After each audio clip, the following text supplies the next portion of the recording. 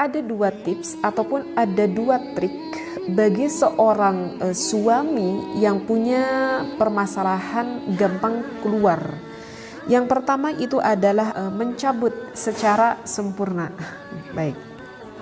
Untuk tips yang pertama yang saya baca di dalam kitab referensi ini, jadi ketika seorang suami sudah memasukkan miliknya kepada sang istrinya, kemudian nanti kan sang suami merasa dalam hatinya, aduh ini udah gak tahan nih, misalkan gitu ya, ini udah pengen cepat keluar nih, misalkan nih kata sang suaminya seperti itu.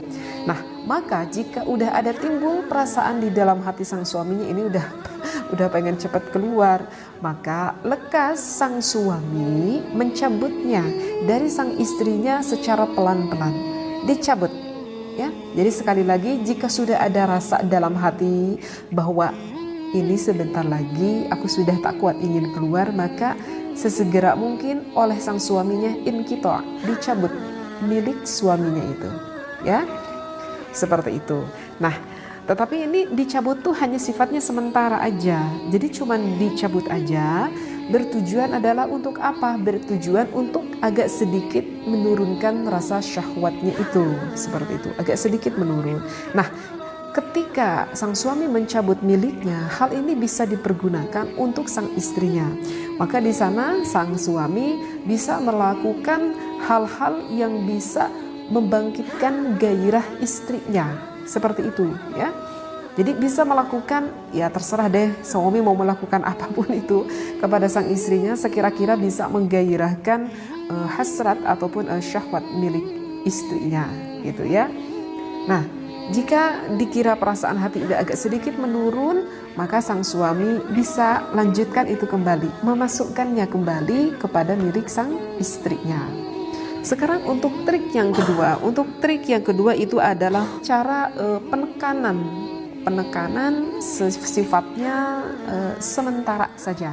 Ya, jadi penekanan tetapi sifatnya ini secara sementara aja. Jadi ketika sang suami sudah masuk kepada milik istrinya dan di sana sang suami sudah merasa mulai nggak kuat, ingin mengeluarkan air nutfahnya itu, maka sang suami bisa menekan milik sang suaminya itu. Jadi ini mah tidak dikeluarkan milik suaminya, tidak dikeluarkan, tetapi tetap di tempatnya, tetapi dengan cara proses penekanan, ditekan gitu ya. Nah, ditekannya itu oleh siapa? Ditekannya itu boleh dilakukan oleh suaminya dan bisa juga dilakukan oleh sang istrinya. Berarti ini tergantung akan posisi ketika melakukan hal itu ya. Kalau misalkan posisi sang suami berada di atas, mungkin itu lebih memudahkan bagi sang suami menekan ya kepada istrinya. Tetapi kalau misalkan sebaliknya, ketika posisi sang istrinya di atas, maka ini lebih enak ditekan itu adalah oleh sang istrinya terhadap sang suaminya. Jadi biarkan perlahan, tenang dulu sekitar 30 detik, didiamkan saja, tidak boleh ada pergerakan sama sekali. Itu maksudnya tugasnya adalah untuk menurunkan sedikit syahwat milik sang suami. Jika sudah agak sedikit rileks, udah agak sedikit tenang, maka sang suami ataupun sang istrinya bisa melanjutkan kembali terhadap gerakan-gerakannya itu. Tetapi saya tekankan di sini, jika melanjutkan kembali gerakannya itu tidak boleh dengan gerakan yang gerakan yang keras.